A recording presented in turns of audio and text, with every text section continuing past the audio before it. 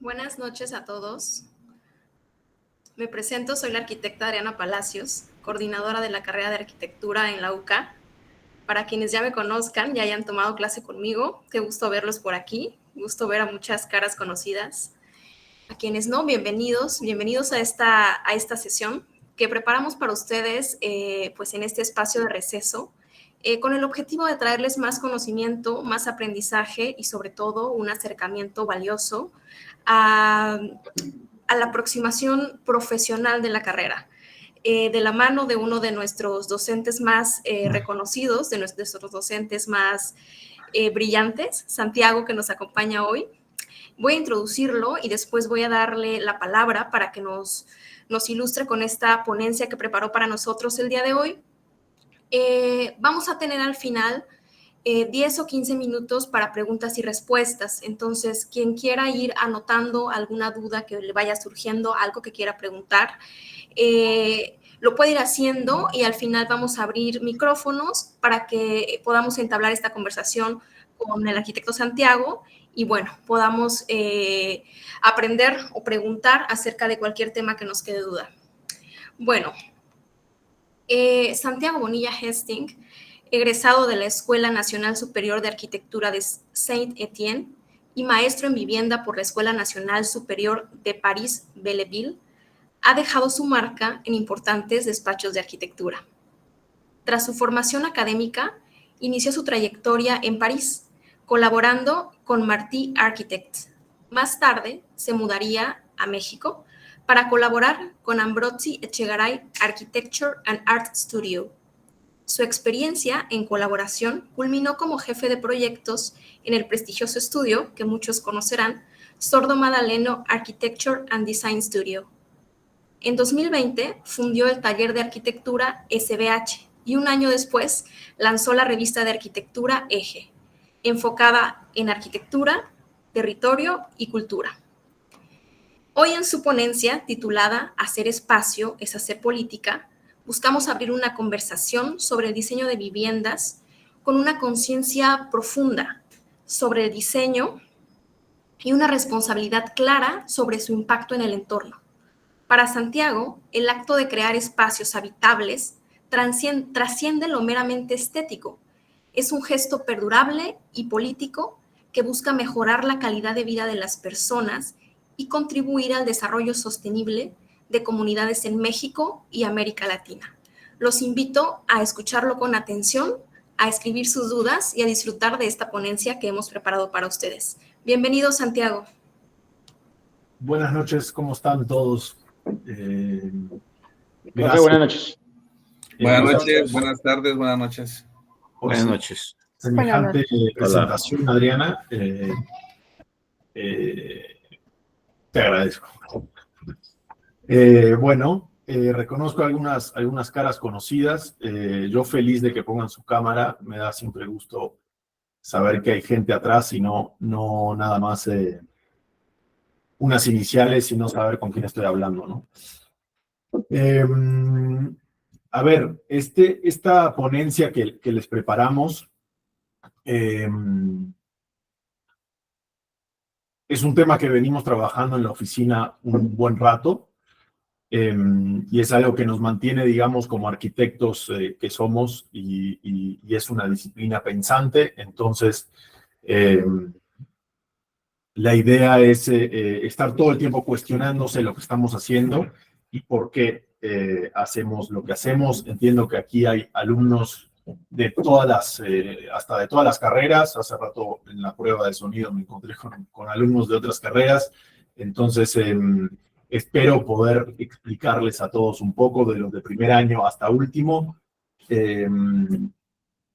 y que quede un poco claro el punto de esta ponencia. Como les decía, es algo que está en proceso. Entonces, hay muchas cosas que han ido escuchando. Algunos alumnos hasta algunas cosas las escucharán, porque hace como un año estuve dando clases aquí con ustedes. Entonces, hay algunas cositas, como les decía, que son temas que nos importan mucho. Y bueno, y repitiendo un poco y ya entrando en tema, este tema nos gusta, o más bien lo quería plantear, se los quería plantear a ustedes, porque a veces en el desarrollo o lo que nosotros creemos que hacemos como arquitectos aquí en México casi siempre está relacionado meramente a lo estético, como decía el arquitecto Adriana. Y no forzosamente, en el sentido de que tenemos como arquitectos una responsabilidad ante la sociedad y ante el espacio en general, ¿no?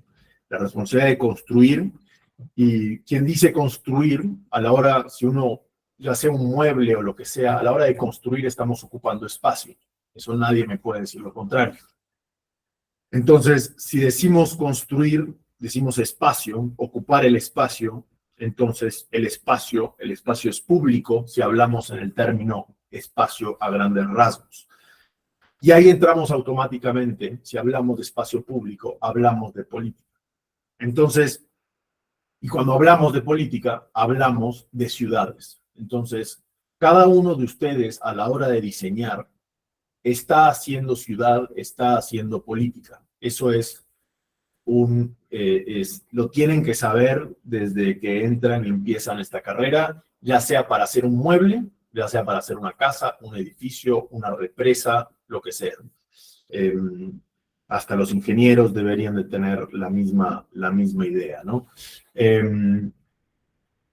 Entonces, voy a tratar, y si les tengo preparados una pequeña presentación. Me dicen si la ven de manera correcta.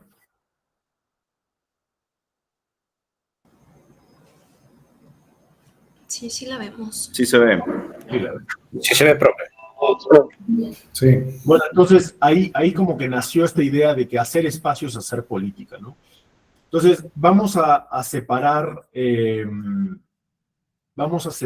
esta ponencia en dos partes.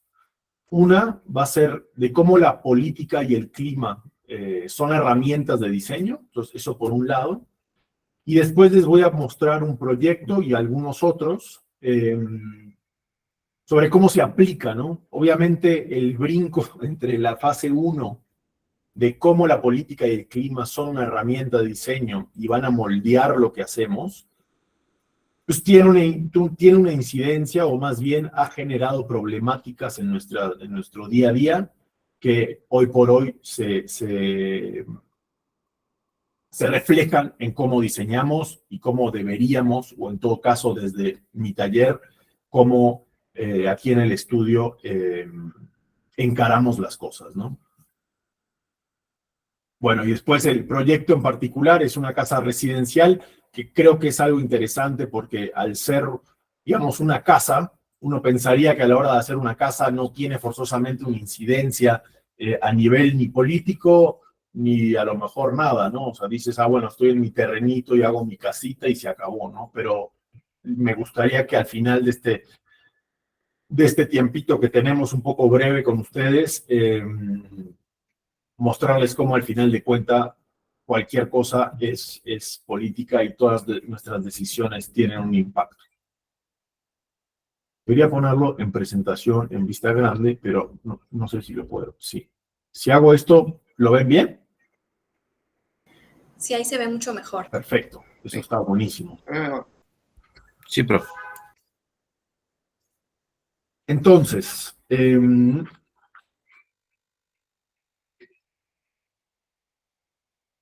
me gusta empezar por este tema, porque básicamente en esta primera fase, lo que voy a un poco mostrar en la tesis o este tema en particular, es cómo al final el clima nos moldea a nosotros y nuestra relación con el exterior nos moldea, ¿no? Entonces, aquí en la primera imagen que les muestro son un tratado de arquitectura civil que muestra un poco la evolución de la arquitectura en una sola imagen,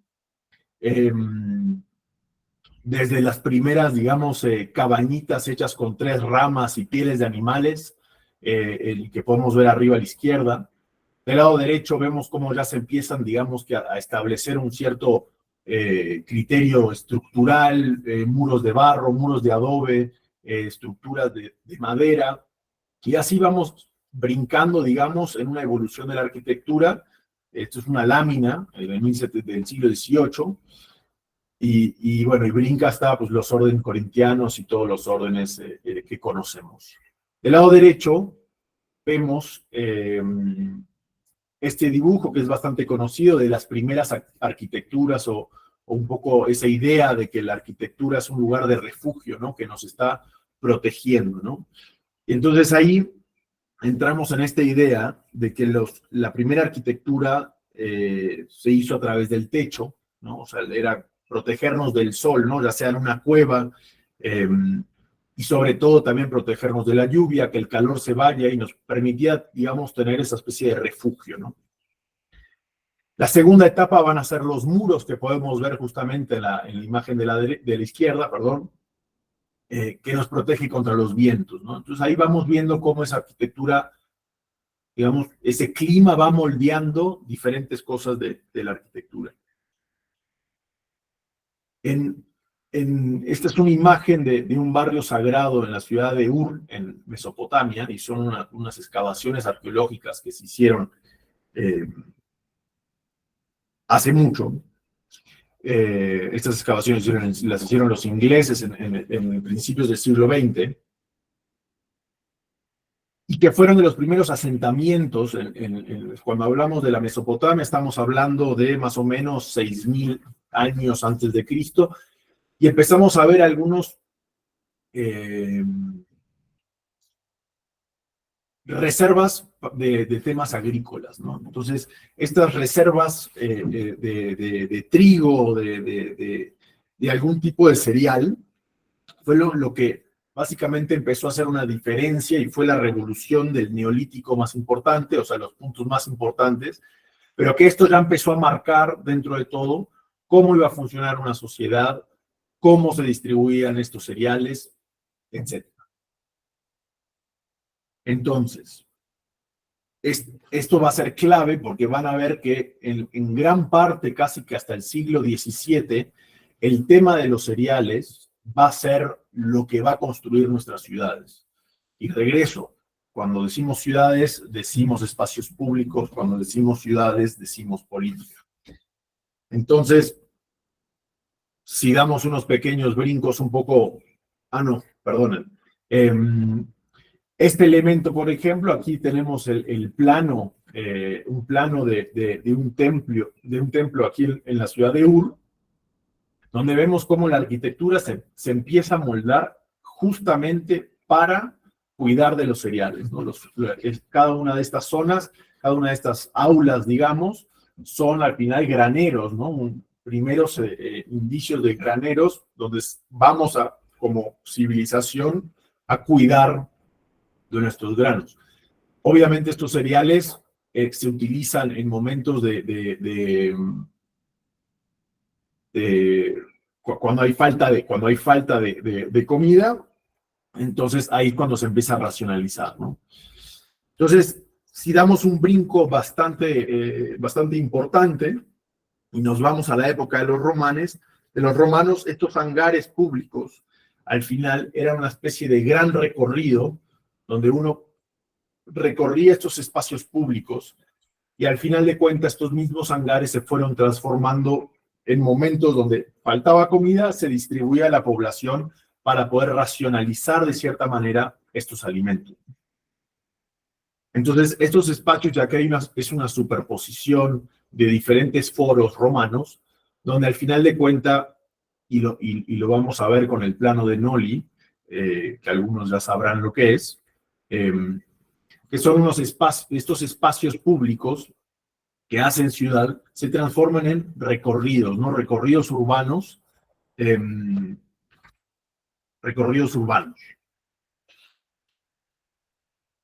Haciendo también un resumen de manera un poco rápida, al final del Imperio Romano hay unos cambios de temperatura muy importantes. Entonces hay muchos desplazamientos migratorios del norte, lo que llaman las invasiones bárbaras. Estamos ahí ya hablando de los años 500, y es un poco el inicio de la Edad Media, ¿no? Ahí empieza la Edad Media, y es un periodo bastante inestable, donde todos estos bárbaros pues, saquean los espacios donde estaban los graneros, se roban la comida, entonces hay una especie de revolución, por así decirlo, o inestabilidad, tanto política, económica, climática, porque hace más frío de lo habitual. Y esto, para darles una pista hacia dónde va un poco mi objetivo, es que estos cambios climáticos son un poco lo que vivimos hoy en día, ¿no? De otras maneras, pero hoy en día estamos viviendo estos cambios climáticos. Hacia el otro lado, las invasiones barbáricas eran cuando hacía mucho frío. Entonces, al tener estas invasiones, las iglesias se empiezan a transformar, y por eso estos foros tan importantes, las iglesias se empiezan a transformar en estos foros romanos o iglesias después cristianas, se empezaron a transformar en lugar donde cuidaban de los cereales, ¿no? Entonces, estos cereales eran de suma importancia, obviamente, pero estos espacios se empezaron a transformar en lugares claves para lo que vendría siendo en la ciudad a posteriori. Entonces, ahí protegen su comida, todas las cosechas, y hasta el día de hoy, por ejemplo, en inglés, cellarium quiere decir cava. Entonces todavía, y ese cellarium es un espacio que existe todavía en las iglesias, ¿no? Y esto, obviamente, el Imperio Romano tiene una amplitud desde África hasta Inglaterra y Europa del Este. Entonces, más o menos, este tipo de sistemas existía en gran parte de Europa, ¿no? Nos estamos concentrando bueno, sí, en la parte de Mesopotamia, ahora viajamos un poco a Europa, etcétera. Este es un plano de la abadía de San Gal en Suiza, y es justamente uno de estos que podemos ver en la parte izquierda, que son estos lugares donde se van a almacenar estos cereales y se vuelven un enclave, ¿no? Que es clave en la fundación de una ciudad.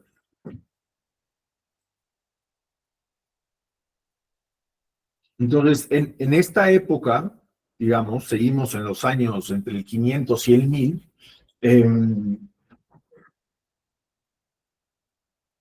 al final de cuentas, como es la iglesia la que distribuye el alimento, terminan siendo los monjes los que empiezan a tener ese rol clave.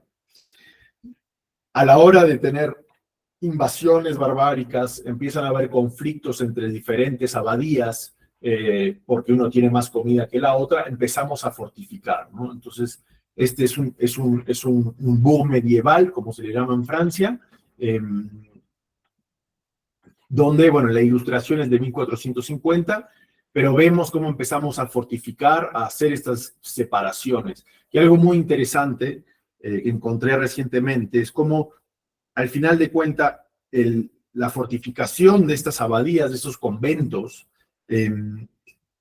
va a ser la que divide en gran parte la sociedad. Es decir, van a estar los que hacen el alimento, que son los campesinos, y por otro lado, y acá ya nos metemos en un tema social político, van a estar los nobles, que son los que protegen el alimento, ¿no? O sea, yo noble te fortifico y te protejo, tú campesino, tú trabajas la tierra y haces el alimento, ¿no? Entonces, obviamente hay una confianza, un abuso de poder entre nobles y la riqueza, y hay algo muy interesante, que ahí es donde una vez más vemos cómo la arquitectura es política. Un historiador que se llama Marc Bloch escribe en un libro que se llama Sociedad Feudal, que dice, es el castillo que hizo al noble y no el noble que hizo el castillo. Entonces, claro, la importancia de ese centro que decíamos que contenía los cereales es al final de cuentas el que separa a la sociedad de una manera un poco rápida entre campesinos y nobles. El noble no existía antes de esto. Ahí nace la figura del noble, después vendrá la del burgués, etcétera, etcétera. Bueno, es el boom medieval de la ciudad de Nouveau-Brisac, donde ahí vemos también estas fortificaciones. En particular, esta fue diseñada por un militar que se llamaba Vauban, que fue de los principales personajes claves a la hora de fortificar ciudades en Francia. Pero ahí vemos, y acá de cierta manera, volvemos a encontrar, ¿no? La iglesia, la plaza, y ese va a ser el centro. De ahí nace y después se fortifica. Entonces, digamos que este plano retrasa un poco lo que venimos hablando y cómo había que proteger de la mejor manera los elementos que son claves. Y de hecho, algo que me gusta mucho de esta imagen es que justamente se ven todos los plantíos, ¿no? De cereales alrededor. Y es muy curioso porque hay hasta algunos textos que dicen que de cierta manera el trigo o la cebada son los fundadores de las ciudades. Entonces que la cerveza es el fundador de la ciudad porque protegían esos cereales, y así fue que se fue fundando realmente como tal la forma de una ciudad, ¿no? Entonces,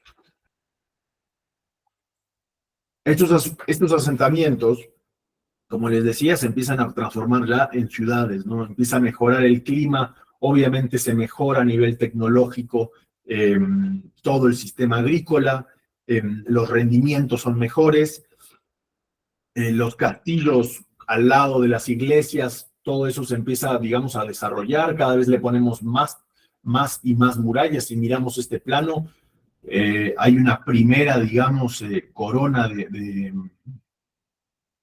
en este lado de acá, hay una segunda, hay una tercera. Entonces llega un momento en que son tan difíciles de acceder que empieza a haber abundancia de cosecha, ¿no?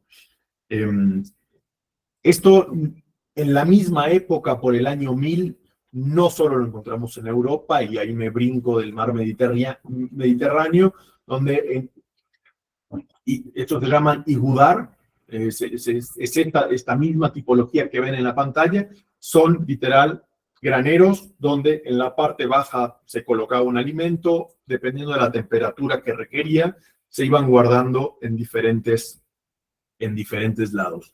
Esto lo encontramos en Marruecos, en Túnez, bajo el nombre de Kasur, y es interesante cómo ahí brincamos a nuestro idioma, que esos Kasur en España le empiezan a llamar Castel o Alcázar, ya por el siglo VIII, que son palacios construidos, y pues Castel, castillo, y ahí empezamos, digamos, como en español como tal lo conocemos, ¿no? Entonces ya por el año 1000 bajan los robos y hasta desgraciadamente llega la peste negra. Otro dato curioso, y hago una pequeña paréntesis, muchas personas dicen que la peste negra en parte llega porque los gatos, aunque no lo crean, eran símbolo, digamos, de hechizos, era de magia negra.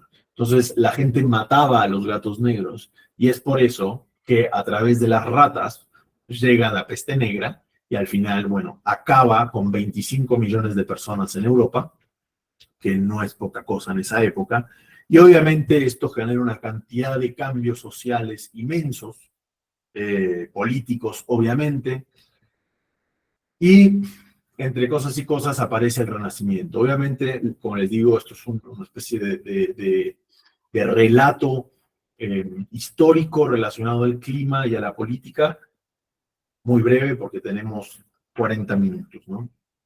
Entonces, aparece el Renacimiento y ahí cambia totalmente la situación,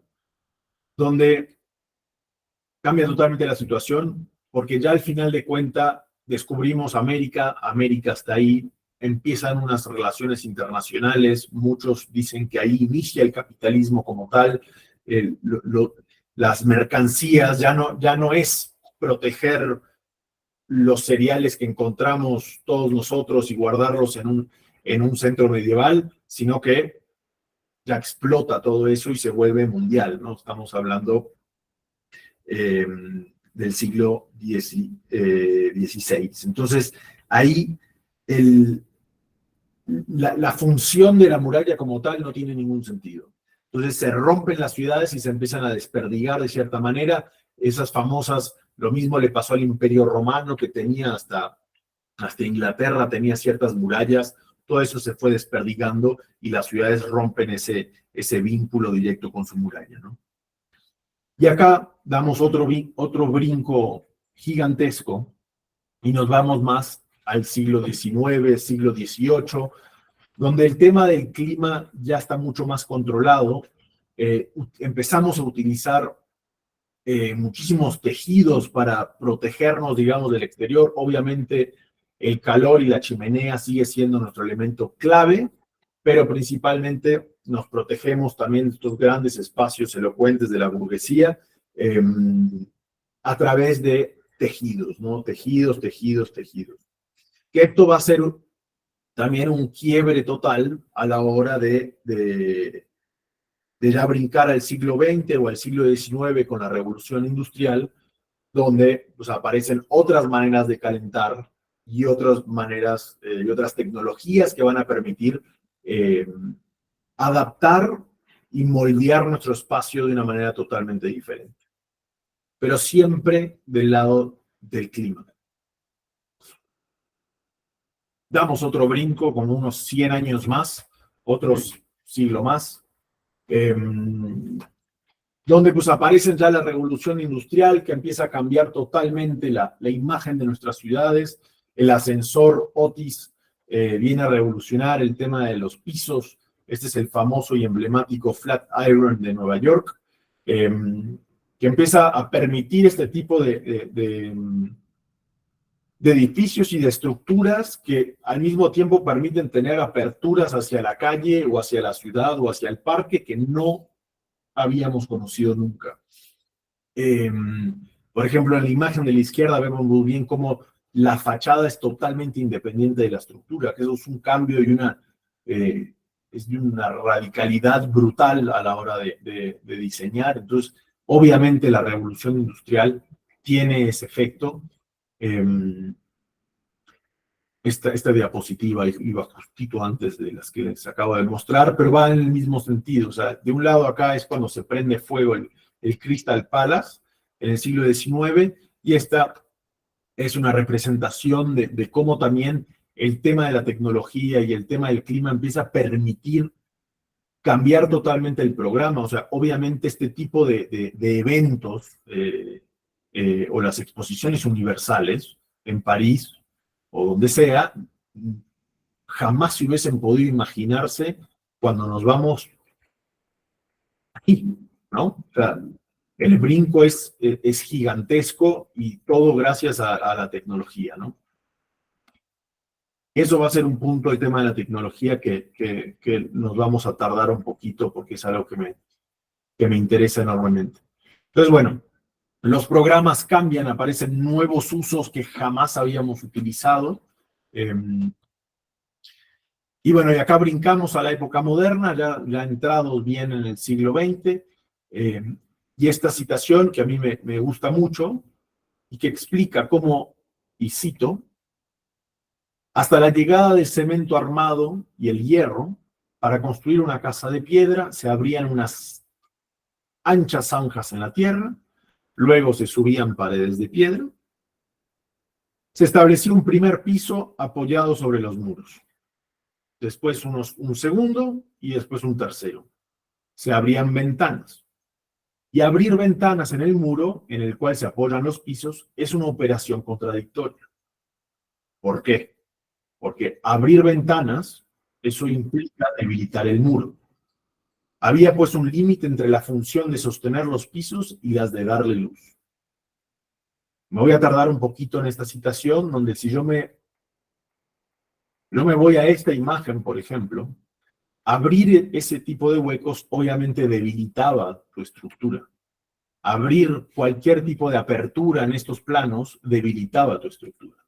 Lo mismo acá, obviamente en las ciudades medievales los muros, las ventanas son extremadamente raras y las vemos en este tipo de presentaciones, ¿no? Todo está bien, escucho ruiditos. ¿Todo está en orden por ahí? Todo Sí, bien, se escucha bien. irse a la reunión. Se escucha bien, sí. Todo bien, todo tranquilo. Todo bien, todo bien. Continúo. Entonces, esto es un poco la gran revolución que tiene el movimiento moderno, donde El concreto nos empieza a permitir un cambio radical, al igual que fue el acero, ¿no? Nos permite hacer unos claros que jamás se habían imaginado y nos va a permitir unos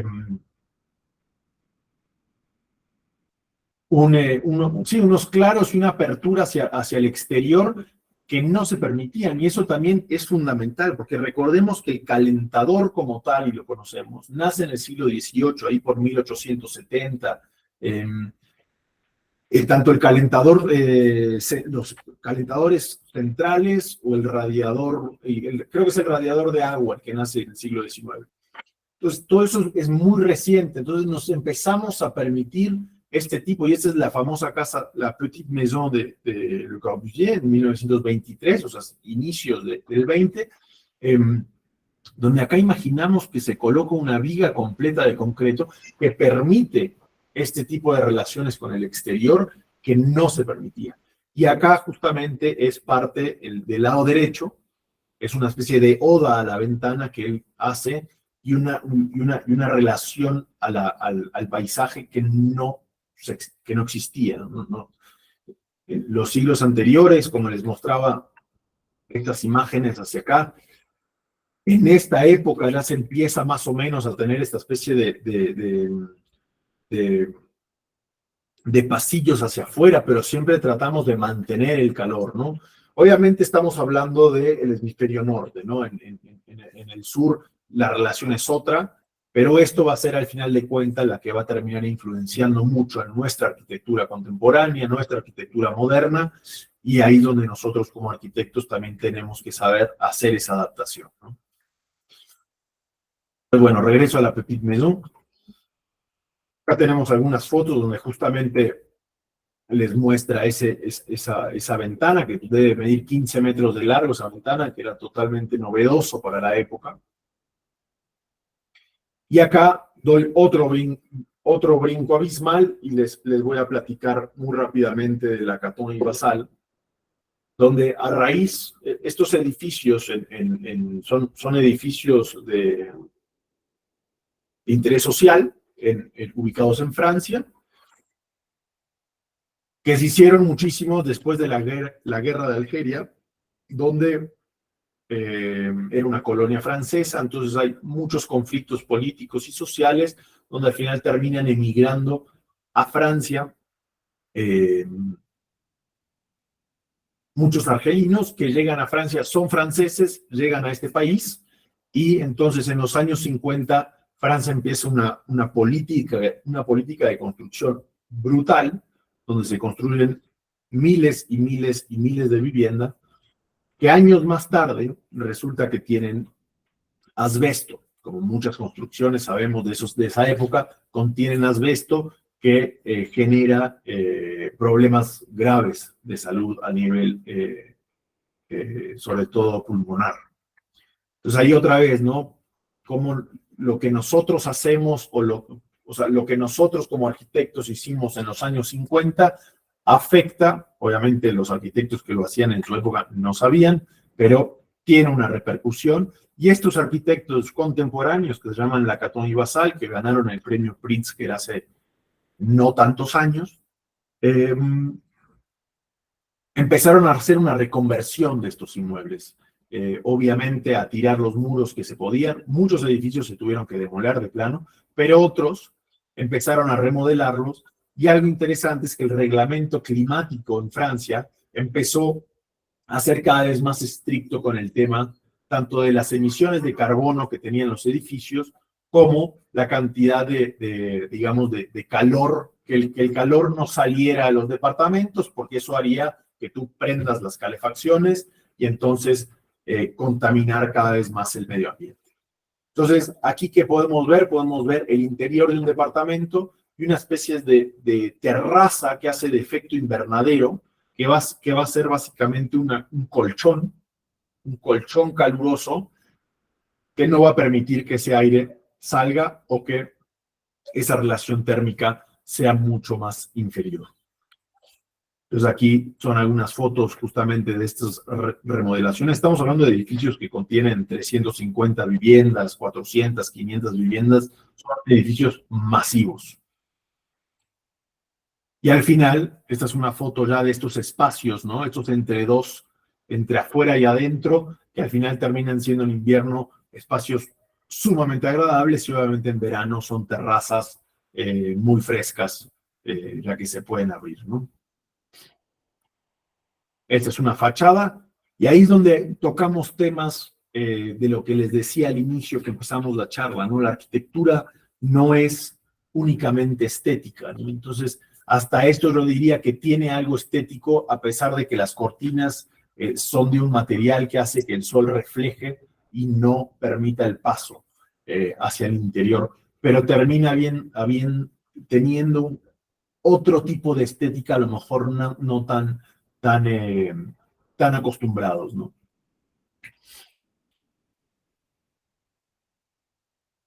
Y acá, y me apuro, como siempre hablo un poco mucho, esto es,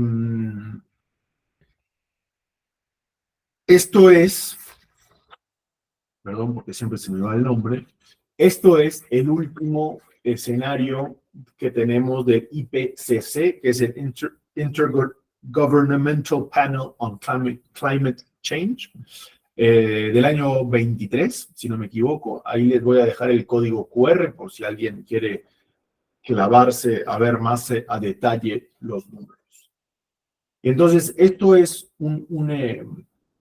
como todos estarán enterados, algunos no, algunos sí, es un poco un análisis a detalle de qué sucede si no respetamos o si no alcanzamos los objetivos de la COP23 que fueron en París.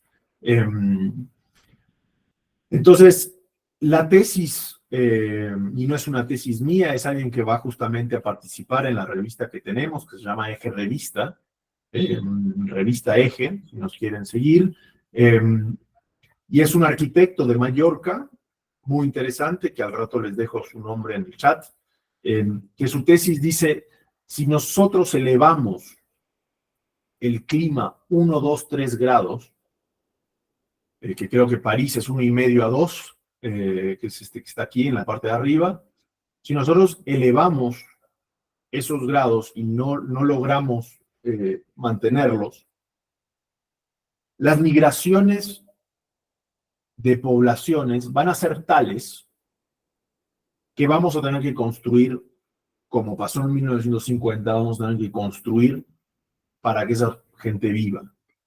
Y algo importante que como arquitectos tenemos que saber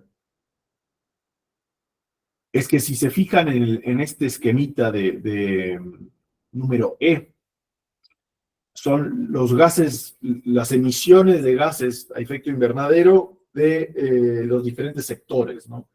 Y vemos cómo el sector que es transporte, industria y buildings y construcciones o edificios, donde nosotros somos parte, pues es importante, ¿no? Entonces nosotros básicamente somos el número 3, si no me equivoco, en contaminación. O sea, nuestra industria, la industria de la construcción, es de las más contaminantes que hay.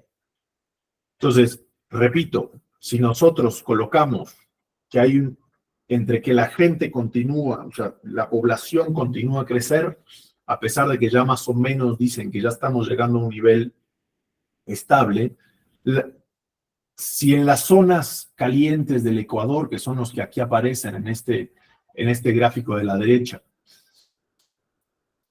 las zonas calientes, y lo hemos visto todos en las noticias, empiezan a ascender a niveles de 50, 60, las migraciones van a ser mayores.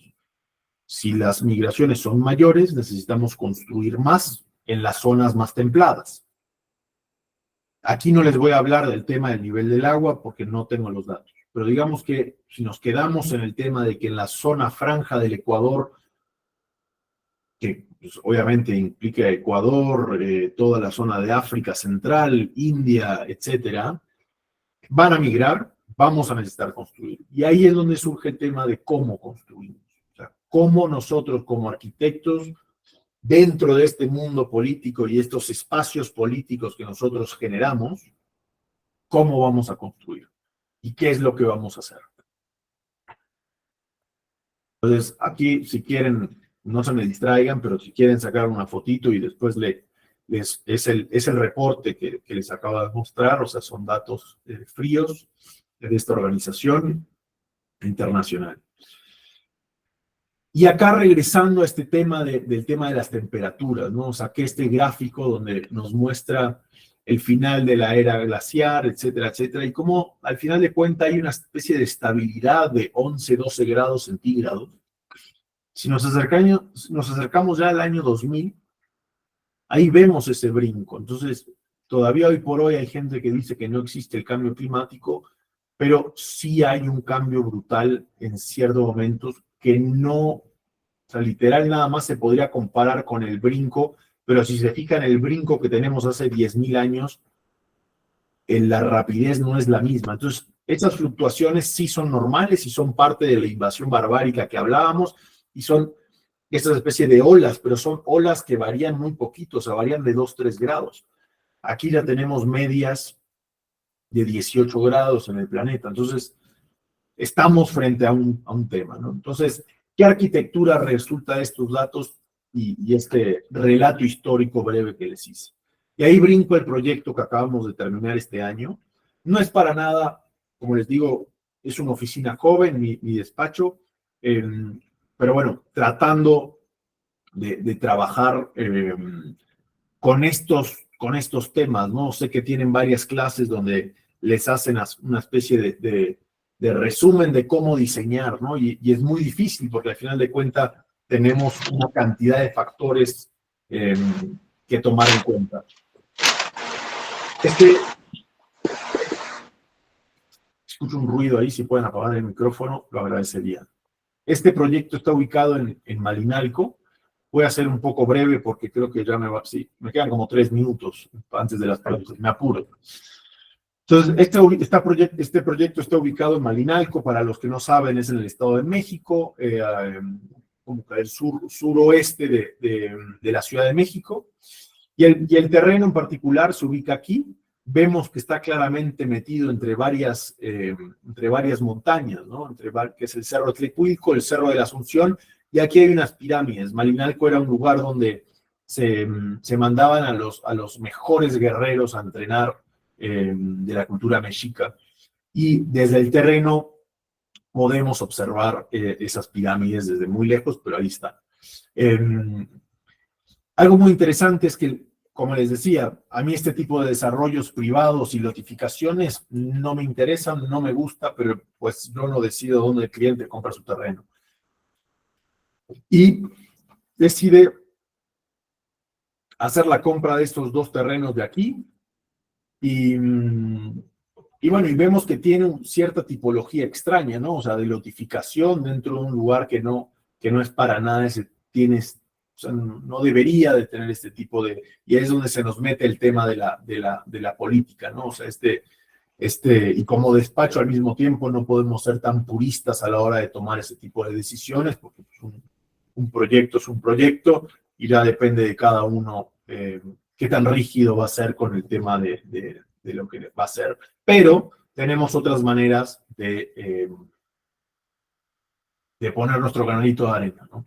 Entonces, esto es un levantamiento donde se revisó muy a fondo el tema de las perspectivas con el estado actual, sobre todo con el paisaje, porque era lo que teníamos más presente en este sitio, ¿no? Se hizo un análisis del viento, de cómo fluían. Obviamente, por ser un valle, pues salieron resultados bastante sencillos de una rosa de viento norte-sur, que nos iba a ayudar sobre todo a un tema de ventilaciones. El concepto, y esto al final de cuentas, hoy cuando está terminada, sí se agradece, sí funcionó dentro de todo. El concepto era tener como que estos muros a lo mejor pétreos, ¿no? De algún tipo de piedra, que albergara jardines y que al mismo tiempo que resaltara el contexto geográfico y la ubicación que está, que son principalmente estos cerros monolíticos, estos cerros de piedra. Acá también, y acá es importante, y me apuro, por suerte, y se van a encontrar toda la vida con clientes de todo tipo, y es fundamental que cada uno de ustedes esté en esta lucha, ¿no? O sea, algo que nosotros logré convencerlo fue, por ejemplo, el no tener servicio. Era una casa bastante particular, donde va a ser una casa de renta, lo más seguro. El cliente hasta el día de hoy todavía no sabe bien para qué va a ser, pero va a ser una casa de renta. Y la idea era que de cada uno de estos programas siempre tuvieses un jardín y siempre tuvieses vista hacia el cerro, ¿no? Entonces vemos cómo al final el tema, las rayitas verdes van a ser lo que es tus vistas hacia el jardín y a una escala un poco más grande a nivel territorial y paisaje, ¿no? La sala comedor que se conecta con las salas y terrazas y comedor exterior, la alberca y todos los demás van a ser unos módulos que vamos a ver en planta. Obviamente se exploró este trabajo en volumetrías para ver cómo funcionaba a nivel de proporciones, etcétera, etcétera. Una vez ya definidos ciertos volúmenes, empezamos a hacer estudios de asolamiento para ver si no nos perjudicaba mucho la orientación de la casa y no tener soles muy fuertes por la tarde o muy fuertes en la mañana. Entonces, hay un trabajo bastante detallado en maqueta y después en modelo 3D de entender en los solsticios de invierno, verano y otoño-primavera, cuando está el sol más a ras, cómo va a funcionar ese tipo de cosas. Después hicimos un estudio bastante profundo para encontrar las plantas endémicas principales, y aquí es donde digo cómo nosotros podemos empezar a buscar herramientas para que nuestro medio ambiente y el medio donde construimos, porque hay que saber que si yo les muestro fotos de cómo dejamos el terreno después de la primera limpieza a hoy, o sea, cuando construimos arrasamos casi siempre, o sea, la realidad es que destruimos el medio ambiente, entonces tenemos que nosotros poner ese granito de arena para mejorar las condiciones, y qué mejor que encontrando las especies estas no son todas endémicas, pero hoy por hoy logramos trabajar con un paisajista de la región que colocó, la mayoría son casi todas endémicas de la región. Esta es una sección transversal, donde a nivel diseño la idea era justamente tener estos patios que ven aquí y los cerros que van a estar del lado derecho y del lado izquierdo, y obviamente a una escala mucho más territorial. Entonces este es el espacio, digamos, común, que queda totalmente abierto, conectando la zona de la alberca con la zona de la cocina y el comedor. Y esta va a ser la planta, donde pueden seguirlo ahí con los numeritos, pero empezamos en la parte de arriba. Tenemos el acceso con un pasillo que nos va a dar una vista que vamos a ver al rato directamente sobre el paisaje. Tenemos este gran patio de acceso que nos permite acceder al área central, que es todo este espacio rectangular, cada uno con sus pequeños jardines. Es tu sala exterior que se conecta con la alberca, y después cada recámara tiene su baño privado, porque todavía no sabíamos si iba a ser en renta o no. Al final, todavía, como les decía, no sabemos si iba a ser el caso o no, pero ya no es tema del arquitecto como tal. Era plena pandemia cuando empezamos el proyecto, entonces ofrecimos un pequeño estudio que pudiera funcionar también como recámara sin baño, pero que funciona muy bien. Y algo que resultó ser fantástico, logramos tener una apertura en la cocina y en el comedor total. Escondimos las puertas adentro de los muros, dejando esa transparencia que decíamos y que veíamos en el corte, o sea, esta transparencia entre la zona derecha o el poniente, se me fue la palabra, de donde sale el sol, y el poniente, el este-oeste. Y bueno, lavadero, baño de visitas, etcétera, etcétera. Algo muy importante a considerar, justamente, siempre nosotros trabajamos este tipo de representaciones, que son axonometrías, y empezamos a trabajar temas de ventilaciones cruzadas que hacen que las temperaturas sean mucho más agradables al interior de las habitaciones. Como pueden ver en la parte de arriba, y vamos a ver unas fotos, logramos colocar todo es una casa que básicamente se basta a sí misma. No, la electricidad la conseguimos a nivel paneles solares, el agua caliente se calienta por estos paneles de arriba. Captamos, la mayoría de nuestros techos captan el agua y tenemos casi 11 meses de agua pluvial que filtramos a través de varias cisternas y entonces es una casa, digamos, que no le pide nada a nadie. Lo único que necesitamos es gas.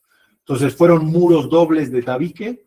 El tabique obviamente sí lleva un proceso de quemado, pero al final por discusiones con el cliente tuvimos y mantenimiento, él decidió, el taller quería principalmente utilizar muros de adobe, que es una arquitectura muy de la región, del Estado de México, pero no logramos esa batalla. Pero lo que sí logramos es que al interior de este muro doble colocamos recinto triturado, piedra volcánica triturada, que va a ser una especie de aislante que justamente lo mismo, hace que durante el día se calienta el muro y durante la noche suelta el calor de la piedra volcánica que está al interior, suelta el calor hacia adentro. Entonces aquí, estas son fotos de obra todavía de estos paneles que les comentaba, estaban en plena colocación. Aquí igual, estos son los paneles de agua caliente, el agua circula por allá adentro, se calienta y vuelve a salir, y es un sistema de recirculación, entonces no se necesita calentar la alberca con ningún tipo de energía, sino que se calienta sola. Los paneles fotovoltaicos que fueron contemplados desde un inicio en el proyecto, entonces esos sí son decisiones que uno puede considerar. Y algo que es clave, sobre todo en este tipo de cosas, estos proyectos tienen una inversión muy grande, sin duda, no les voy a mentir, pero ahí es donde nosotros tenemos que, como arquitectos, tener esa decisión política de querer cambiar las cosas. Porque como vimos, si nosotros no cambiamos nuestra manera de construir, nosotros mismos nos estamos complicando la vida y nuestra industria es parte de ese gran problema que vivimos hoy, ¿no? Entonces, bueno, estas son ya fotos más finales. Obviamente utilizamos materiales de la región. El material más lejano que conseguimos fue Toluca, que queda menos de 30 kilómetros de ahí. Entonces, porque el traslado de todos los materiales, eso también genera una huella de carbono importantísima en el inmueble.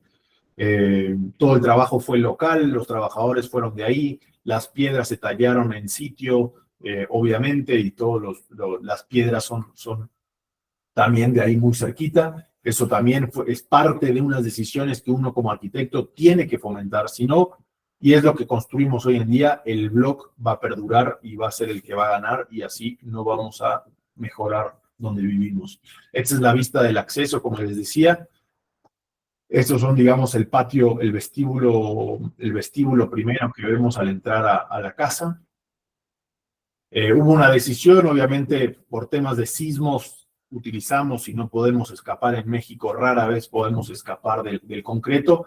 Se decidió por temas telúricos, perdón, por temas de verdad constructiva, dejar el concreto aparente como tal. Acá vemos un poquito los accesos a las recámaras, algunos detalles ya con paisaje que se terminaron viendo bastante bien.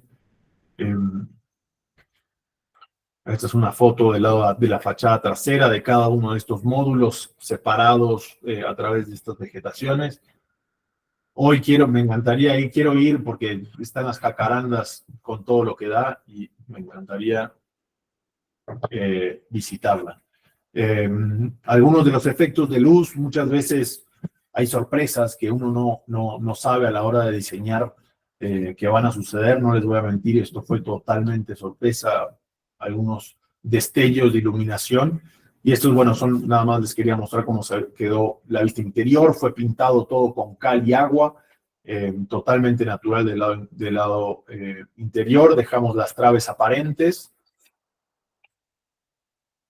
Los aplanados interiores fueron hechos con tierra del mismo lugar, son aplanados, hoy por hoy se le dice tipo chucún, pero en realidad es nada más un acabado de tierra natural. Estos son los accesos a las recámaras. Y bueno, este es el equipo porque siempre hay equipos y uno no trabaja solo. En mi oficina está Gabriela, está Lisette, el constructor fue Arroyo, el estructural Sunway Solar, Swing Quick Marsam, y la terminamos hace un mes. Esto, por ejemplo, y me apuro muy rápido, esto es otro proyecto que tuvimos en Jalisco. Nada más le muestro esta lámina porque fue algo que nos tomó mucho tiempo. Hicimos un levantamiento de dónde íbamos a conseguir los materiales. Entonces, realmente nos clavamos mucho en de dónde íbamos a traer la piedra o los materiales en general y saber exactamente que cada material viniera de una zona en particular, y eso tiene obviamente un impacto en la huella de carbono que va a tener tanto el proyecto como la obra, como todo lo que uno está diseñando. Entonces, este proyecto era en Tepatitlán de Morelos, en Jalisco, y bueno, hicimos un levantamiento regional, por así decirlo, que estuvo muy interesante. Hoy por hoy estamos trabajando muchísimo a nivel urbano en diferentes maneras de captar el agua para un poco lo mismo, poner nuestro granito de arena sobre lo que está sucediendo a nivel hídrico en la ciudad y la crisis que tenemos. Obviamente nosotros como arquitectos no vamos a solucionarlo, o sea, eso lo van a hacer ingenieros, lo va a hacer la ciudad, lo va a hacer a nivel federal, el tema hídrico que está viviendo el país. Pero imagínense que logremos, y estamos en prácticas para ello, que cada uno de estos edificios privados, ya sean oficinas o residenciales, pudieran a lo mejor tener el 50 o el 60 o el 70% de su abastecimiento de agua, o sea, 100% sin estar comprometida, ¿no? Este es otro en el Estado de México, donde hicimos un levantamiento, y esto ya nos vamos más hacia la ingeniería, que trabajamos con el taller RID, donde trabajamos muchísimo en cómo es un terreno de una clienta que tiene un terreno de 1,5 hectáreas, y cómo podríamos hacer para que justamente su casa y el terreno sea totalmente sustentable y que no le pida agua a nadie. Donde empezamos hoy en día tenemos el gran miedo, sobre todo, de que el narco se empiece a adueñar del tema del agua y de la venta de pipas, etcétera, etcétera. Entonces, obviamente, por ejemplo, es un proyecto que salía tan caro que la clienta nos dijo, no gracias, porque le sale más barato comprar las pipas. Pero yo no sé si en 15 años la pipa que hoy cuesta 5,000 pesos la va a pagar 25,000 pesos. Y ese día va a decir, qué lástima que no hice este proyecto que nos permitía. Aquí trabajamos todo el tema del sistema de riegos por goteo, agregamos varios jagüeyes que le daban captación pluvial, y con esos jagüeyes que ven del lado izquierdo regábamos todo el jardín. Entonces, también es bueno que vean que la arquitectura no es solo hacer edificios, ¿no? Hay colaboraciones para trabajar en otros sectores. Aquí captábamos todas las aguas a nivel pluvial, y las almacenábamos en cisternas prefabricadas que se colocan en 2 semanas, muy rápidas, muy caras, pero muy rápido. Y había todo un tema de la memoria del agua con unas represas. Entonces era un proyecto muy ambicioso que bueno, no llegó a buen puerto, pero bueno. Y termino con esta citación. Hoy en día, 2/3 del consumo energético de un edificio están relacionados con su funcionamiento para producir calor o frío. Este gasto energético es mayor que el inherente a su construcción y al uso de los materiales. El último tercio del consumo energético. Reducir el consumo de energía parece necesario por el momento hasta que hayamos perfeccionado las técnicas de producción y almacenamiento de energías renovables que nos permitan hacer la transición energética y construir las catedrales del mañana. De Philip Rahman. Bueno, creo que terminé. Entonces, muchas gracias. Si quieren, podemos hacer preguntas. Yo felices de de contestarlas y platicar un rato con ustedes. Muchas gracias, Santiago. Estuvo excelente. Voy a invitar a las personas que tengan algunas preguntas. Vi que varios estaban interactuando en el chat. Vayan alzando su mano para que ordenadamente el arquitecto Santiago les pueda ir dando la palabra para que puedan preguntar. Gracias. Uy, ¿cómo estaba lo de las manos levantadas? Había un orden, ¿no? Sí, acá, en donde dice personas, están las manitas levantadas. Tenemos ya a me acordé.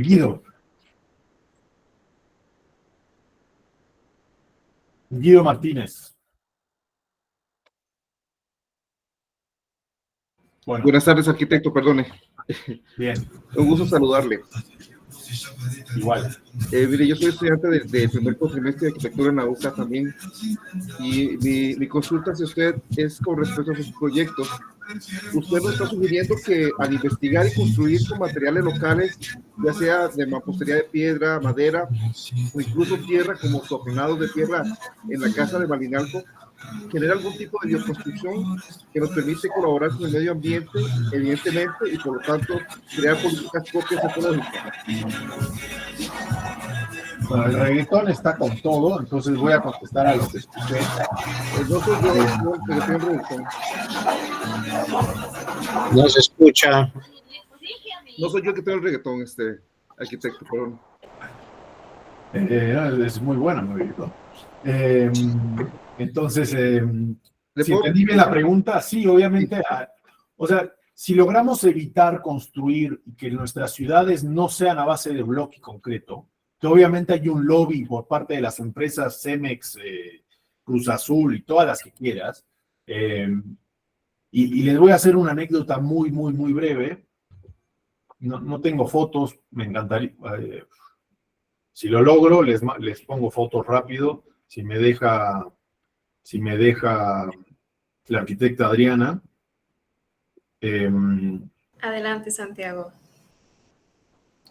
Creo que, bueno, todos estamos de acuerdo en que nuestra plática está siendo muy interesante, entonces a lo mejor demorarnos unos minutos más para que todos puedan preguntar, para que podamos dialogar con Santiago y para que nos muestre los ejemplos que sean necesarios tanto para ilustrarnos como para aclarar dudas, pues creo que todos pudiéramos hacer esa inversión de unos minutos extra en esta sesión. ¿Qué les parece?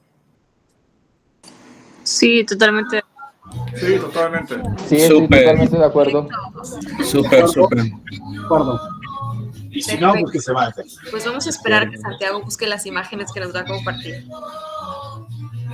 Es que fue obviamente, este trabajo que hicimos.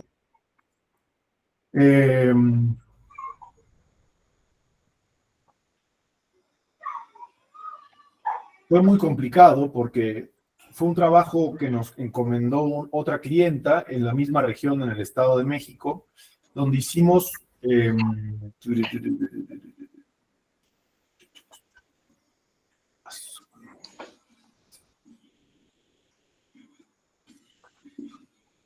ahí, ¡pum! ¿Ahí lo ven? Sí, ya se está viendo. ¿Ven una casita? Sí, sí la vemos. Sí. Bueno, esto fue una vivienda rural que hicimos muy cerca de donde está la casa, y nosotros moríamos de ganas de hacerla de adobe, porque es en la región de Tlecuilco la gente trabaja el adobe y es una de los, digamos, savoir-faire de la población local, y hacen adobe y sus casas eran de adobe. Pero la diferencia de precio entre un bloque de adobe que cuesta unos 40 pesos más o menos y un bloque, y eso que logramos convencer al constructor de poner un bloque hueco que nos permitía un poquito más de inercia, el bloque cuesta 15 pesos. Entonces, la clienta me dijo, pues es que yo no puedo pagar esa diferencia. Entonces, nadie pudo pagar esa diferencia y ahí es donde también el Estado debería de fomentar el trabajo local, el trabajo artesanal, que les da trabajo, y hubiésemos podido pedirle a la señora, dame 2,000, nosotros le pagábamos una parte. Este trabajo fue 100% gratuito, no cobramos ni un peso por esto. La clienta pagó, literal, le regaló la casa a la vecina, y hace 2 semanas fuimos a pintarle su casita. Quedamos bastante conformes con el resultado dentro de todo, con lo que se pudo. Esta casa costó 200,000 pesos. Pero para responder a tu pregunta, obviamente el muro de bloque, y si no es hueco, te mueres de calor, o sea, es un desastre en todos los sentidos. Y además, construir ese muro, ese bloque, es extremadamente contaminante. Digo, hoy por hoy, obviamente, han habido avances y estamos trabajando se supone que Cemex trae ahí unos concretos ecológicos, pero ¿por qué no hacemos un muro de adobe cuando lo puedes conseguir a 200 metros de la ubicación del lugar? Los tabiques de la casa, bueno, venían de Toluca, que es relativamente cerca de ahí, de una empresa relativamente chica. Entonces, bueno, y ahí es donde todo se transforma político. Estamos haciendo una cocina aquí en la Ciudad de México y estoy tratando de convencerlos de utilizar unas cerámicas hechas a base de tierra y que no estén contaminando y contaminando, porque como les demostraba en el pequeño, las gráficas, nuestra industria es de las más contaminantes. Entonces, no sé si contesté a tu pregunta, pero voy a pasar a la siguiente. Oscar, o Ignacio, perdón, no sé cuál es de los dos. Arquitecto, mi pregunta solo es sobre los cereales. En este caso me pareció muy interesante cómo los ingleses tenían... No te escucho, Oscar. Digo, ¿qué sobre los cereales que tenían los ingleses? ¿Sobre los materiales qué? Sobre los cereales de los ingleses, no sé cómo se conecta eso con la arquitectura o... ¿Cómo se conecta con la arquitectura? Pues tendrías que volver a ver la ponencia, mi estimado. Pues esos cereales se almacenaban en unos espacios, y esos espacios pues generan arquitectura, o sea, y esos espacios generaban ciudad, porque esos espacios los guardaban en las iglesias, y esas iglesias se tenían que proteger, y a la hora de protegerse las iglesias, hacían murallas, y entonces al final se termina haciendo una segunda muralla, y tenías a los campesinos viviendo fuera, los nobles arriba, y al final el guardar el trigo y guardar cualquier tipo de cereal para darle de comer en temporada de seca o en temporadas difíciles, la propia iglesia distribuía y alimentaba a la población para que no se murieran.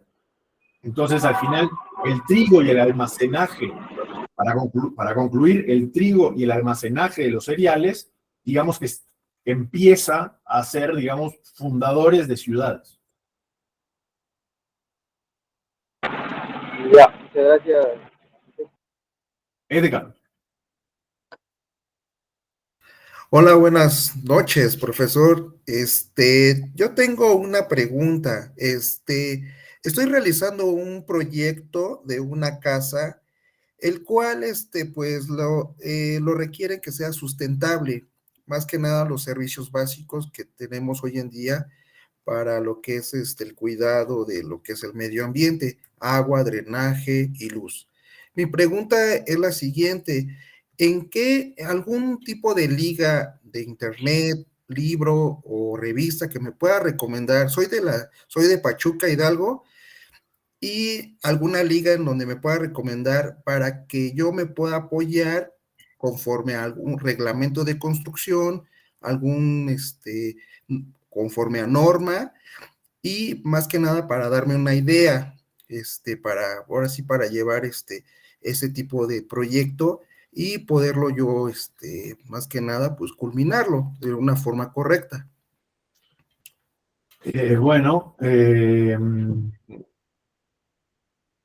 A ver, te diría, obviamente no conozco tu proyecto, no sé de nada, no sé de qué se trata y no es el momento para platicarlo. Te diría, es muy sencillo, o sea, si nada más se trata de hacer un edificio sustentable, porque obviamente sí puedes colocar los paneles solares, puedes colocar los paneles de agua caliente, puedes captar el agua, puedes hacer todo eso, y esas 3 cosas ya es un gran progreso. O sea, hoy por hoy La casa que les mostré de que le hicimos el proyecto hídrico es una casa que se hizo hace 5 años y el arquitecto se supone que es ecológico y sustentable porque vive en Malinalco y no colocó ni una sola gota captó de agua en un lugar donde falta agua 6 meses al año y hoy por hoy tienen nada más un día, una vez a la semana, un día a la semana reciben agua del drenaje. Entonces, yo te diría que si logras poner paneles de todo tipo y sobre todo el agua, que es lo más importante, cisterna pluvial, ya vas de gane. Eso ya hazlo con quien sea ahí en Pachuca, ¿me explico? No te sabría decir. Ok, sí está muy bien. Muchas gracias.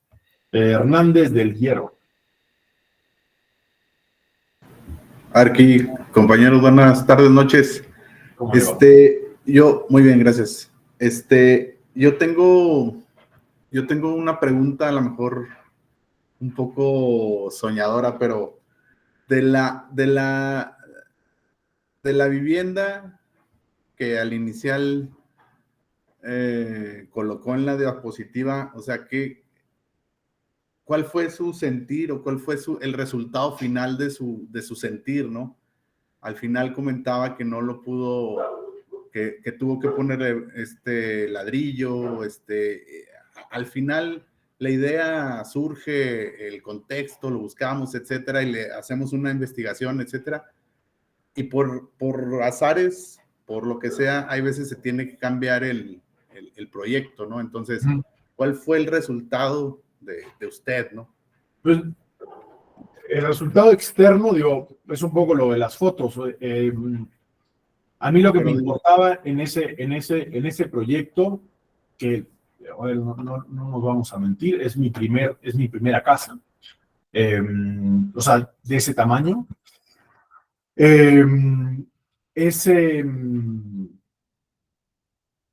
Quedé muy conforme porque logramos por lo menos hacer una casa que se mantiene completamente sola, que como decía la última citación de Philip Ram, es al final de cuentas lo que más gasta, sin tener que usar ningún tipo de combustible o de carbón o de lo que sea. Entonces, la casa en ese sentido quedó muy bien y más bien me quedo con el aprendizaje de cómo mejorar la siguiente obra en ese sentido, ¿no? Y después uno de los objetivos, y era el eje, que es como que esa especie de representación que les mostré, era la relación con el paisaje. Y esa relación con el paisaje se muestra, y de haber podido ir recientemente a la casa, se logró completamente. O sea, uno está totalmente bañado en el paisaje local, y eso fue gracias a esta especie de serie de patios y su relación con el territorio y los grandes cerros que tienes ahí. Otro proyecto hubiese podido a lo mejor justamente cerrarse con una barda totalmente y hacer la alberquita atrás y no pelar absolutamente nada del paisaje. Entonces creo que uno de los grandes logros de ese proyecto fue la relación con el paisaje y el tema de que se logró hacer una casa sustentable al 100%. No sé, creo que sí contesté a tu pregunta. Sí, totalmente, Arqui. Gracias y saludos. Saludos. Ofiel.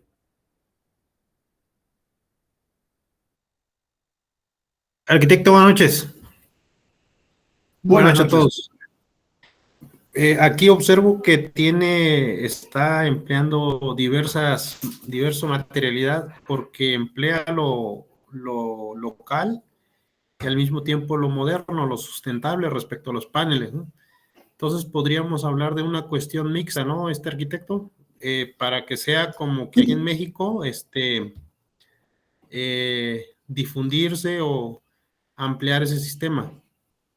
Sí, o sea, es que en realidad, que era un poco después lo que platicábamos del tema de la tecnología, cuando les hacía ese relato histórico, o sea, no hay realmente la necesidad, o sea, no es porque uno hace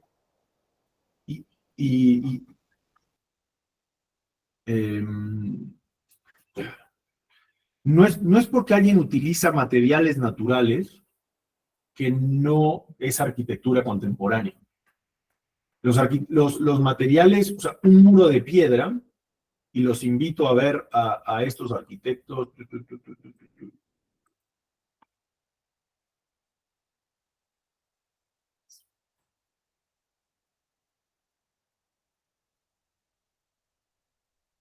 A estos muchachos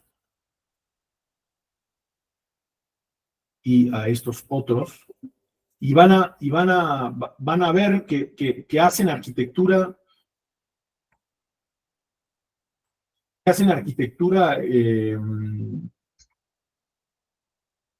Y estos otros muchachos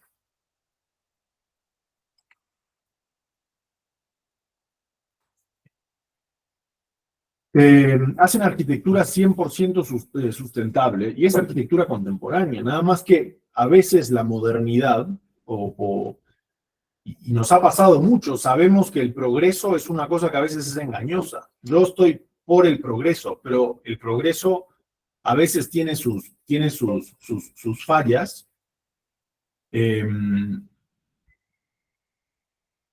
Y pues sí, el tema es que hoy por hoy, a la hora de hacer un análisis de la situación en la que estamos a nivel climático hoy, sí tenemos que plantearnos lo que estamos haciendo y decir, a ver, es que las cosas solo pueden empeorar si no cambiamos nuestras maneras de operar. Entonces, yo creo que desde nuestro batallón podemos hacer eso, y mi oficina se dedica a eso. Es mi oficina. Hay muchas que esto les importa 3 cacahuates. O sea, no les puede dar más flojera andar complicándose la vida con bajadas pluviales. Mejor no captas nada y te olvidas del asunto. Y no te peleas con el cliente porque le quieres aumentar el gasto y le quieres meter 150,000 pesos de paneles. Entonces, esa idea de que una casa de adobe no puede tener paneles, no es cierto. Una casa de adobe se puede ver muy, muy, muy moderna o contemporánea, más que moderna, sin ningún problema. Esta es una casa de tabique que al final de cuentas tiene algunos gestos, tiene varios gestos arquitectónicos contemporáneos por su manera estructural y la manera de tratar la estructura, y más bien lo único que diría que es medio vernacular, pues es el muro de piedra que se utilizó una artesanía local, con artesanos locales que saben hacer sus trabajos. Entonces, la casa en sí no es contemporánea porque tiene paneles, la casa en sí es contemporánea por sus proporciones, por la manera en que se trabajaron ciertos gestos arquitectónicos, por la manera en que se trabajó la estructura. Lo mismo, los chicos en el medioevo no iban a hacer este tipo de arquitecturas, y lo mismo con lo que le decía el compañero anteriormente, no es... hay una relación con el paisaje que es totalmente diferente, y que eso también se logra porque hay un clima que lo permite, ¿no? Creo que Perfecto, arquitecto, sí. Perfecto, muy bueno, flexible el diseño y la materialidad, ¿verdad? Sí. ¿Quién más? Jorge Contreras. Hay varios que me suenan, ¿eh?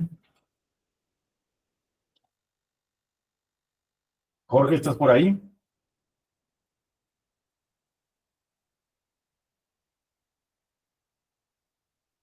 Si en 3, 2, 1 no apareces, te volamos. Veo que todavía tenemos 6 manos levantadas. ¿Cómo Sí, ves, Santiago? ¿Los atendemos? Yo feliz de la vida. Ok, perfecto, muchas gracias. Lindbergh. Sí, buenas noches a todos, compañeros arquitectos. A mí me gusta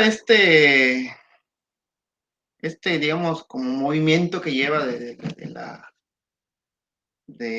los paneles solares. Yo trato de ponerlos en mi casa, ahorrar energía, todo eso. La verdad, me gusta este tema, lo aplico en medida de mis posibilidades, pero ¿no siente que se está cerrando a un sector muy específico, sobre todo el costo del proyecto? Entonces, yo veo que no cualquiera puede alcanzar este tipo de proyectos, no tiene la posibilidad de pagar este proyecto. Entonces, ¿no siente que se está cerrando a un segmento muy limitado? Pues sí, ¿no? Porque creo que justamente por eso les mostré el otro proyecto, que ahora que lo pienso, para la próxima ponencia vamos a poner los dos ejemplos, donde, bueno, no logramos colocar muros de adobe y terminaron siendo de block, pero sí logramos hacerle un sistema de captación pluvial a la señora, logramos colocar un sistema de baño seco bastante, que funciona muy bien, dentro de o sea, con la señora ahí que va a vivir en esa casita. Entonces, yo creo que esa manera de pensar, más bien, por eso es político, es más bien cómo quiere uno pensar. Y yo no soy extremista, o sea, yo uso agua, sí me baño en menos de 5 minutos, pero yo no tengo un baño seco en mi casa porque mi edificio no me lo permite. O sea, no creo que hay que llevarlo a la extremidad, sino más bien saber cuáles son los puntos claros. Y los puntos claros para mí son el mantenimiento de una casa o de un proyecto. Y uno hace lo que puede. Si el cliente me hubiese podido decir, yo no quiero colocar paneles solares. Este cliente es un cliente inteligente, con las mismas ganas de cambiar el mundo que yo. La mayoría de los clientes te dicen, olvídalo. Y bueno, no pasa nada. O sea, eso no lo cambia uno, ¿me explico? Hicimos unas oficinas aquí, una extensión de unas oficinas aquí en el centro, y traíamos un muro, una cubierta a base de triplay, lana de roca, triplay arriba y unos barrotes de madera. Lo vio y dijo, ¿qué es eso? Nunca había visto un techo así. Yo dije, bueno, pues toda la arquitectura de Chiapas se construye así, toda la arquitectura vernacular se ha hecho así de toda la vida. Y el cliente dijo, no, voy a colocar multipanel. Y hizo una cubierta de multipanel que es poliestireno, que va a durar unos 3.000 años en el planeta y que va a matar un chingo de tortugas. Y bueno, perdón el francés, coordinadora. Y bueno, perdí esa batalla, pero eso no quiere decir que el día a día no estemos aquí en la oficina buscando cosas nuevas, y al revés. Fue un aprendizaje en cómo entonces hay que hablarle al cliente o encontrar maneras a lo mejor que nos permitan. Y algo muy importante, por ejemplo, es que no hay seguros. En arquitectura no hay seguros. Por ejemplo, un muro de tierra para proyectos muy grandes, de muchas inversiones, muchas veces te piden un seguro por lo que suceda. Un muro de tierra, por ejemplo, de tierra compactada, si no le pones concreto, no te lo asegura. Entonces, todavía a nivel legal nos falta mucho en avanzar en ese sentido. Entonces, bueno, no bajes la esperanza, Limberg. Sí, de hecho, eso es lo que iba, o sea, como le comenté hace rato, o sea, dentro de mis posibilidades, no sé, yo recolecto pilas, recolecto baterías y las llevo. No, pero, o sea, pero no es entiendo que cada quien hace de poquito de granito de arena, pero lo que iba es, no hay alguna posibilidad dentro de su misma... Pero yo, por ejemplo, es que ahí es donde creo que no me hice entender. Uh-huh. No es porque yo no consumo plástico. Yo, por ejemplo, me molesta que tengamos que hacer un esfuerzo por recolectar pilas, como dice usted, pero que las empresas grandes no hagan absolutamente nada para cambiar las cosas. Pero cuando yo sé que mi medio, la industria de la construcción, que es el tercer contaminante del mundo, entonces, y yo estoy metido allá adentro, en ese ámbito, no en el personal de que si me baño en 5 minutos, que si recolecto pilas, en el ámbito de la arquitectura, mi oficina, nuestro taller, considera que es importante atacar esos puntos, porque es donde podemos hacer un cambio un poco más grande. Porque si yo el día de mañana, o el proyecto que les mostré en Jalisco, eran 45 habitaciones de un hotel, ahí sí es un impacto grande, a nivel territorial, a nivel ecológico dentro de ese lugar del predio. Ahí sí es un impacto. No realmente si yo separo o no el vidrio del cartón, del plástico. Me explico, no es a nivel personal lo que cada uno hace. Creo que hay que ir más a lo grande en el sentido, ataquemos los sistemas de producción de cómo construimos en México. Sí, o sea, es lo que iba. Al final de lo que iba es que obviamente está enfocado en un sector muy específico de grandes posibilidades, de grandes recursos, pero no está pensando en la posibilidad de mantener esa misma línea de casas autosustentables, pero buscar la manera de hacerlas más accesible para el sector medio, que al final de cuentas posiblemente sea que tenga más posibilidad o más volumen de ventas. No sé, yo eso pienso. Pero colocar paneles no es algo que es extremadamente caro. Lo más caro ahí realmente en todo ese proyecto fue el tema de la cisterna pluvial. Y eso también se pueden hacer a base de rotoplas. O sea, no necesitas hacer una cisterna de 1.5 millones de pesos. Puedes hacerla de otras maneras. ¿Me explico? O sea, realmente el proyecto que mostré, que es de una vivienda rural, costó menos de $10,000. O sea, es muy barato. Y logramos poner nuestro granito de arena ahí. No es forzosamente el proyecto que costó 6 millones. ¿No? Puedes hacer ese cambio en proyectos chiquitos. O Si sea, esa casa hubiese sido de Adobe, te lo hubiese mostrado en vez de la otra. O sea, sí tiene las posibilidades de tanta cantidad y otra tanta cantidad. Entonces sí. Sí, Okay. sí se puede. Sí se puede. Okay. Ya cuando me gradúe, entonces me voy a trabajar con ustedes. Vale, me gusta. Sale. Abrazo, Oliver. Iván, ¿qué tal? ¿Cómo vas? Hey, ¿qué hay, profe? ¿Todo bien? Gracias a Dios. Yo creo que me respondió una parte la pregunta con el otro compañero. Yo le iba a preguntar su opinión acerca de los muros de tierra compactados. Sí escuché que como sea hay que ponerle su trocito de hormigón, ¿no? Pero no sé qué opina. Yo pensé que tal vez sería bueno como en general para el medio ambiente. Claro, depende del clima en donde se haga, pero lo veo como muy factible, no lo sé. Sí, obviamente es mejor, yo creo que es mejor, depende de dónde lo haces, depende si tienes acceso a esa tierra, si se hacen las pruebas necesarias para que funcione como tal. Yo no he podido colocar ni uno, yo te voy a ser sincero, tomé unos talleres hace mucho, pero nunca he hecho un proyecto. Sé que en México se le coloca, obviamente a la hora de colocarle ciertos porcentajes de concreto, le da mucha rigidez. Tenemos en México el tema de las zonas sísmicas, como acaba de poner un compañero. Entonces, es difícil, pero también sé que hay arquitecturas, digo, en Chiapas se hicieron muros de tierra toda la santa vida y nunca se usó una sola gota de concreto. O sea, no es forzoso, no es forzoso la utilización del concreto, pero creo que ya es algo mejor dentro de... Pero ahí es donde, por ejemplo, he visto como... hay muchos arquitectos que lo colocan, o sea, que utilizan muros de tierra compactada. El tema es saber por qué lo colocamos. Y regreso a la pregunta que les dije y que dijo también la arquitecta Adriana. O sea, la arquitectura en México todavía... es únicamente estética. Y yo miro la arquitectura de grandes arquitectos que me encantan, y no sé, veo un proyectazo de Héctor Barroso en Baja California, espectacular, digo, wow, gran cambio, muros de tierra compactada, etcétera, etcétera, y después llega y hace un proyecto o sea, si podía colar más concreto, lo hubiese hecho.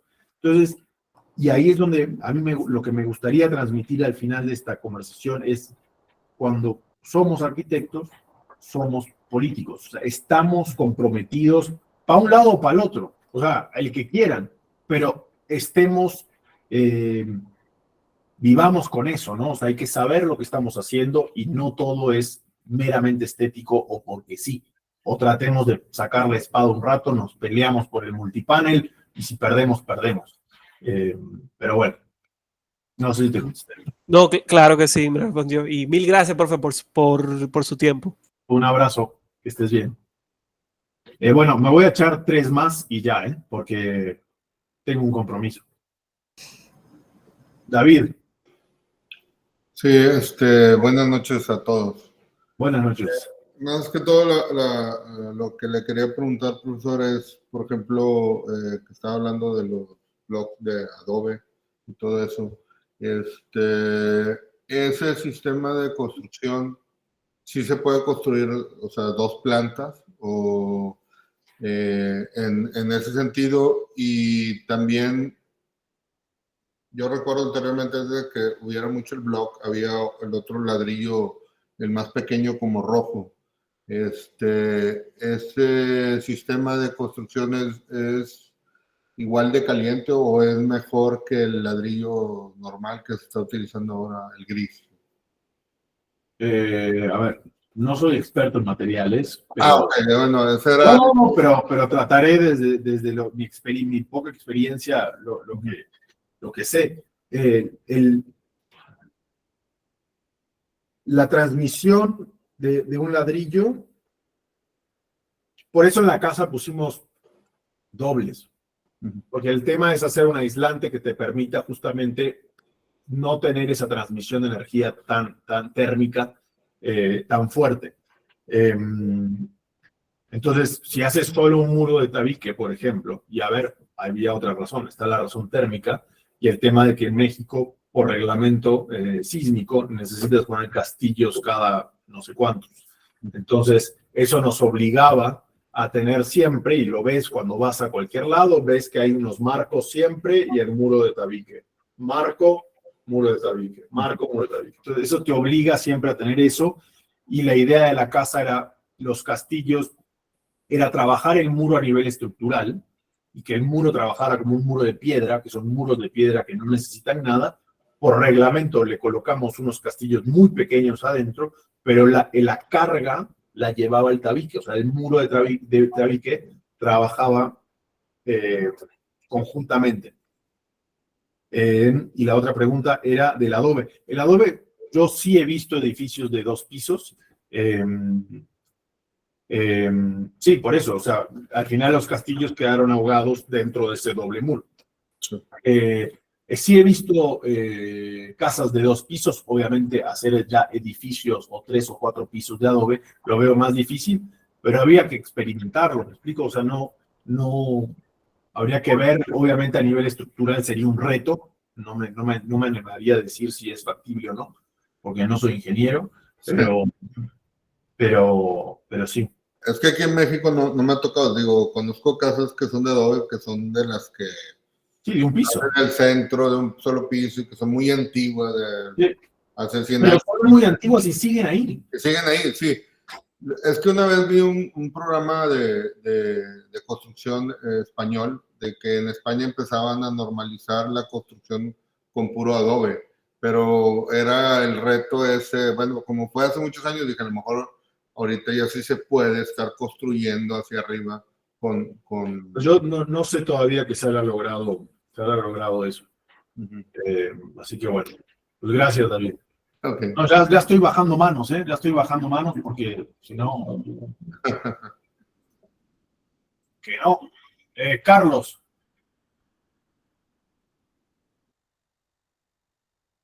Me queda Carlos y Oscar. Hola, ¿qué tal? Buenas noches. ¿Me escuchan? Saludos desde San Miguel, buenas noches a todos.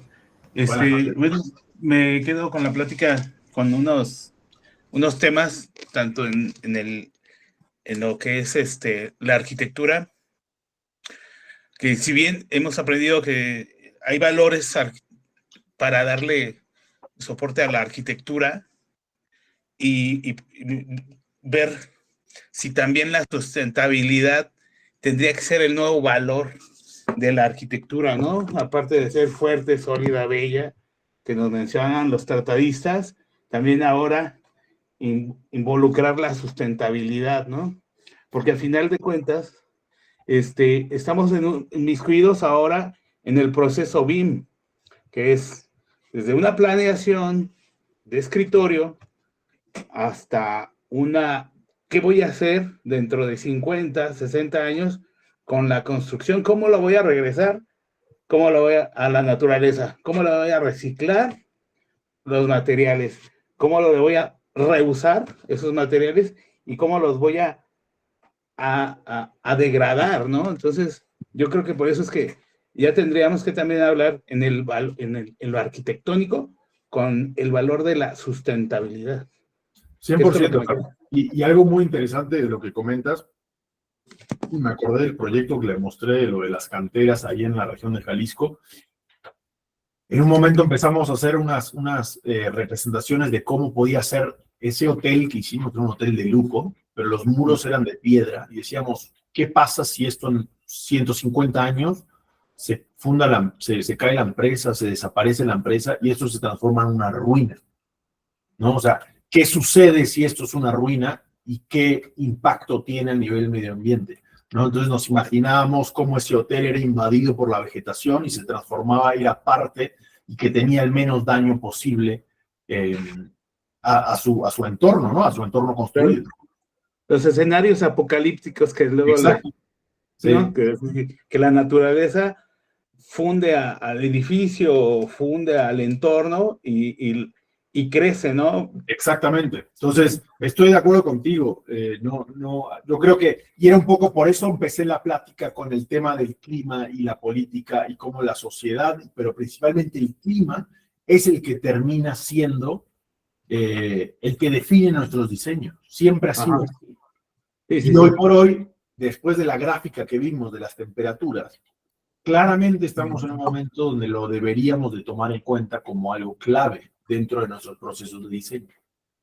Sí, entonces ya también es un hecho que nosotros ya debemos de tener ese ADN para los proyectos, ¿no? Ser sólidos, ser fuertes, ser bellos, ser estéticos y ser sustentables. Sí. No hay otro camino, ¿no? A final de cuentas ya estamos súper sobreexplotados. Hay pocos que agarran ese camino, pero pues ahí vamos. Ahí vamos, sí. Entiendo, pero ahorita que estamos en formación, pues creo que debe el ADN. Última pregunta para Oscar. Profesor, buenas noches. Compañero, buenas noches. Era muy interesante la exposición, pero lo que más me gustó es el uso de los materiales del lugar. En su caso es el adobe. Yo vivo en Perú. El adobe no lo quieren usar porque realmente no cumple con la normativa antisísmica peruana, ¿ya? Entonces empecé a averiguar algo y encontré una cosa muy interesante, que era que se ha utilizado en las pirámides de Egipto, en Sacsayhuamán, en el Cusco, Perú, en la portada de la Puerta del Sol en Bolivia, que se llama la piedra líquida. Entonces, ¿en qué consistía? Bueno, hay dos tesis en el Perú y hay una en Alemania. ¿En qué consistía eso? Que se hacían los moldes, como si fuera un concreto común y corriente, ¿no? Se ponían las piedras, se ponía un material que deshacía la piedra. Después de un tiempo, le ponían un endurecedor, que era también un producto natural, y bueno, dicen que así se construyeron tanto Sacsayhuamán, especialmente la Puerta del Sol en Bolivia. Entonces yo digo, no nos permiten usar el adobe, que es un material tradicional. Al final de cuentas, nos exigen utilizar el concreto, que es un material que contamina bárbaro, ¿no es cierto? ¿Por qué no rescatar esa tecnología y que ya está escrito en varios textos? Ese era mi comentario. Sí, es muy interesante. No conocía ese proceso constructivo que comenta. Aquí donde yo creo que es un poco lo que le decía de los seguros. O sea, hay muchos materiales naturales que todavía no tienen la validación estatal o de los gobiernos en general. Y ahí es donde, desgraciadamente, algunos países en Europa, por ejemplo, donde cada vez se fomenta más el uso de este tipo de materiales o de la madera, pues sí han hecho esas certificaciones que te permitan, y hasta hay clientes que te dicen, yo necesito una certificación LEED para cumplir con ciertos reglamentos ecológicos. Entonces, hay tanto, casi siempre, digo, en América Latina me ha tocado más privados que quieren un edificio ecológico que realmente el gobierno que busca tratar de cambiar las cosas, porque esos estímulos que tienen las empresas de concreto, o sea, a lo mejor las podrían tener empresas que se dedican a hacer tierra, ¿no? Entonces, pero pues son muchos años de complicaciones estructurales a nivel macro. Así que bueno, gracias, Oscar. Gracias a todos, gracias. Gracias, buenas noches. Muchas gracias, profe. Saludos, un gusto Hasta verlos. luego, buenas noches a todos. Saludos y Gracias a todos. gracias. Gracias. ¿Se va a grabar la sesión? Gracias. Están compartiendo en Classroom la grabación, entonces por ahí la revisitan. Gracias por su asistencia. Un saludo. Vaya, Adriana.